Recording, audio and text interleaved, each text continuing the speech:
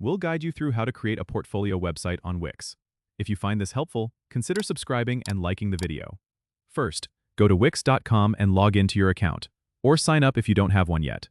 Once you're in, click on the Create New Site button. You'll be prompted to choose the type of website you're creating. Select Portfolio and CV, then click Next. Wix provides you with two main options: using the Wix ADI, which automatically creates a site for you based on your answers to a few questions, or choosing a template to customize yourself. For more control over the design, let's choose the template option. Browse through the portfolio templates and pick one that suits your style. Click Edit to start customizing it. This will open the Wix editor, where you can modify every element of your site. Start by clicking on the text boxes to add your name and a brief introduction about yourself. You can change the font, size, and color to match your brand. Next, you'll want to showcase your work.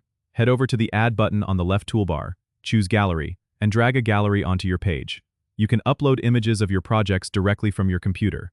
To add more pages like a contact page or an About section, click on Menus and Pages from the left panel, then Add Page. Choose a layout and customize it just like the home page.